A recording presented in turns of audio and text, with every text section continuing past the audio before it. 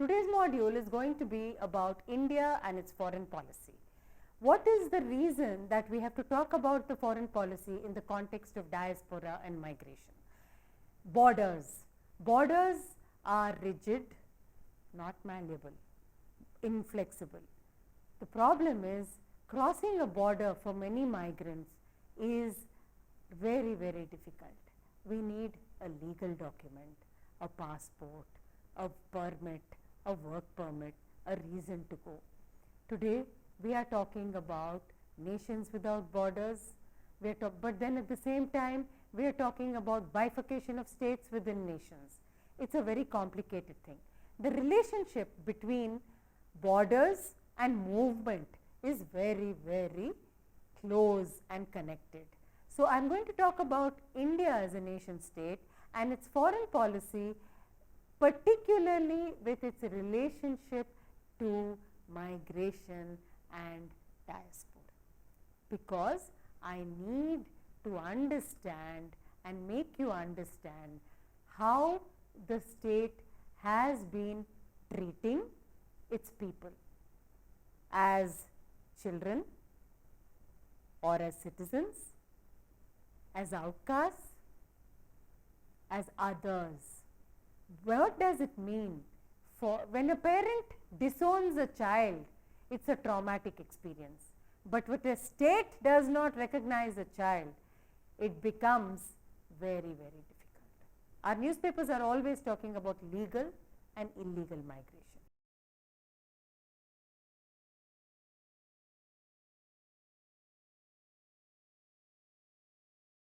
The Universal Declaration of Human Rights by the United Nations recognizes the right to freedom of movement and the right to emigrate.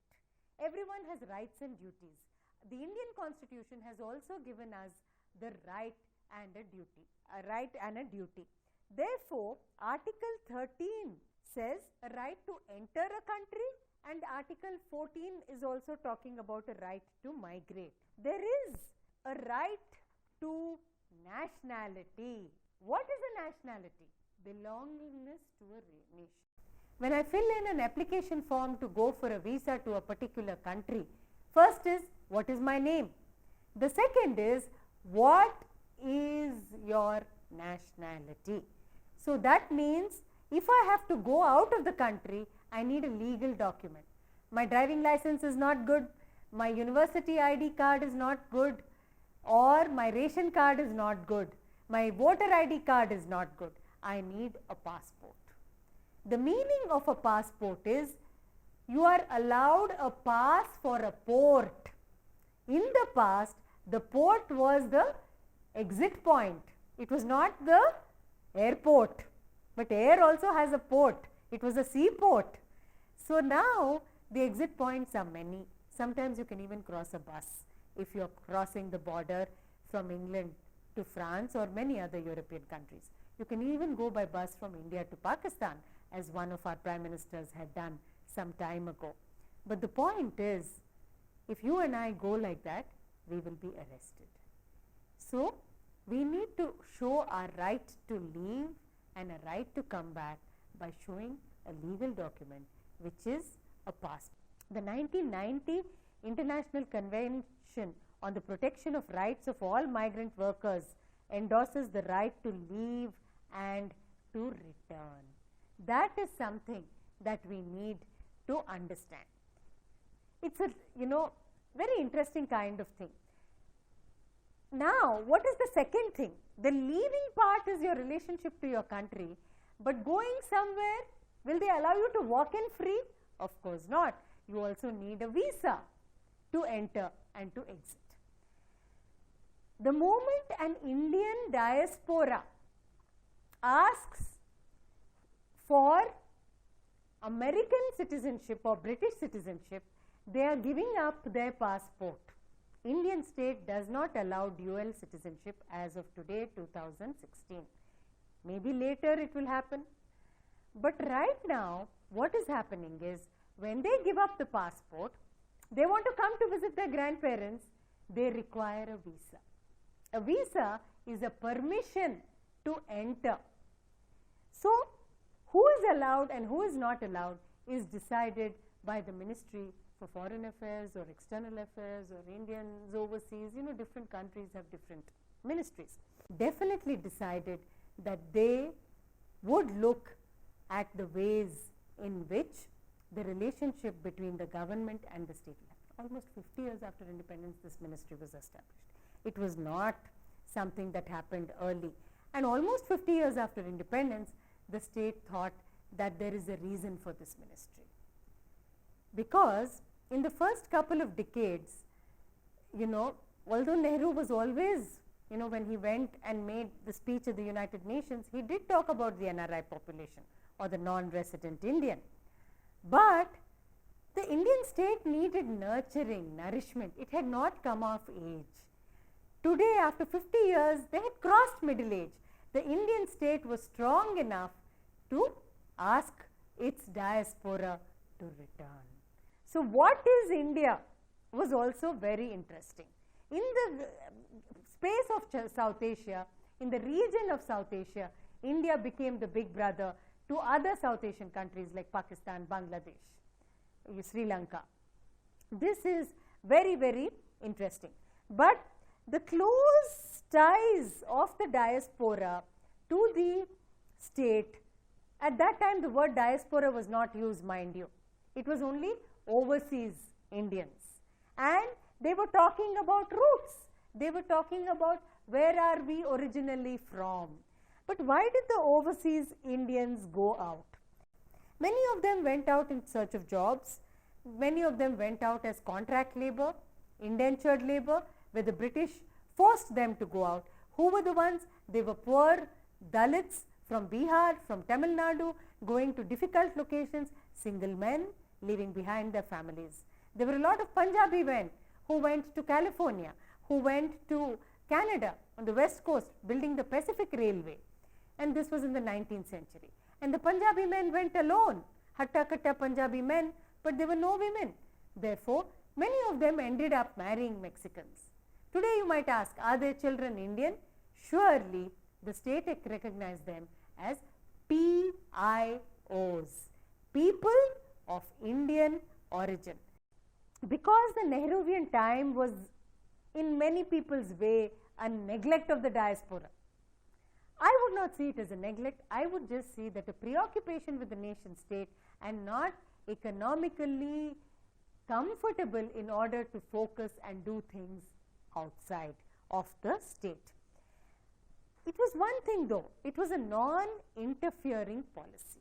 It was not a policy of interference, but it was a policy of non-interference. What do I mean by non-interference? Let them be, let them do what they want. So, but you are also not proactive. Non-interference means a kind of dormant relationship that the state had. So, slowly I think the different perspectives that happen is India began to pay attention only after coming on with some economic security. So, this was kind of towards the end of Indira Gandhi's era and the beginning of Rajiv Gandhi's era, which was in the late 80s. 1990, you had liberalization, you had opening up of the markets, and you had also the BJP government coming in the late 1990s and beginning the Pravasiya Bharatiya Divas, which the other government also began to take on with very, very interesting kind of thing. So, there was not just engagement, but re-engagement with the diaspora. The diaspora was something that allowed for progress, and suddenly the state realized that other countries, for instance, China, Israel, they were becoming very strong. Why can't we become strong? The relationship with the diaspora was also interesting because people in the diaspora began to politically engage. What do I mean by politically engage? People were, commenting on why India went to the war with Bangladesh. Why did this happen? It was East Pakistan at that time. What was the reason? The diaspora was also talking about Khalistan, talking about other ethnic movements. So, the diaspora was also engaging with an India that they had left behind. When Indira Gandhi was assassinated, there was a lot of anxiety, and the Khalistan movement had begun after that time. So, the nation was having these ups and downs, But finally in 1998, the BJP introduced the Person of Indian Origin card, the PIO, almost 50 years after India's independence. Subsequently, it became the OCI. I think the OCI card sets the parameters for the state's relationship with the diaspora. In 2007, the Ministry of Overseas Indian Affairs set up this facilitation center because it's like a public-private partnership with many, many Indian industries, and of course international industries came with them. RBI opened its laws. It was becoming very, very easy to invest in India because RBI had begun to look at a particular policy change that was very, very important. And I think dual citizenship is something that many, many nations have recognized that it is very, very necessary for people to come back. You do not want a brain drain, you want a brain gain. That was the slogan of the government. And we also have the cultural diplomacy. What do we mean by cultural diplomacy? Cultural diplomacy means the exchange of cultures between nations. The Indian Council for Cultural Relations has established India Studies chairs in many universities abroad, where these people do Indian history, Indian politics. Academics will go and talk about it. The promotion of the study of the region of South Asia in general and India in particular in these days. So, this state initiative where the Indian government pays salaries to professionals who go there is one thing. The other aspect is when you have many, many associations celebrating language. For instance, the World Telugu Conference, which is held every 4 years in different parts. So, the state begins to invest. The Andhra Pradesh government and now the Telangana government invests in these World Telugu, sponsors people to go. So, there is a kind of relationship. The diplomacy is that the diaspora really has this relationship with the nation state. The other part of the cultural relationship is that several of our musicians, dancers, artists spend almost the 4 to 5 months of summer months in many parts of the world where the diaspora is performing and teaching. The state is also offering scholarships for NRIs and OCIs to come and study in India. NRI medical colleges are being set up. Land is being given to NRI organizations. The state is also making it easier for realtors to invest in India. Companies are softening, and there is a lot of public diplomacy that is going on through magazines, through internet sites. Social media is a major way in which many countries promote relationships between the home nation and the diaspora in the host nations. India's potential is much larger, particularly because of its connections in the IT world. And I also think that in the context of the Indian diaspora, there is a dramatic change. And today, I think the present government has the Prime Minister reaching out to all nations, all places where Indians are. Indians are in every part of the diaspora, not in a single place, but in several places. So, there is a clear reaching out. Hath Milana is what it is called. There is a reaching out to the diaspora because the state wants the diaspora to feel at home emotionally and invest. Investing brain as well as economic resources is very, very crucial. The larger goals of the state are often seen in relation to foreign policy and the diaspora. What do we mean by that? Very often the state is reaching out in a manner that is exactly same as what it's doing to its own people. So, the diaspora are not the stepchildren, but then everyone is treated in the same way. What is very interesting is that when India became an independent nation, one of the biggest goals was peace. And so, I think the context of foreign policy was within the larger rubric of peace. So as things moved, I think it was very, very much a time of the Cold War. There was a kind of lethargy with the relationship with the Indian diaspora.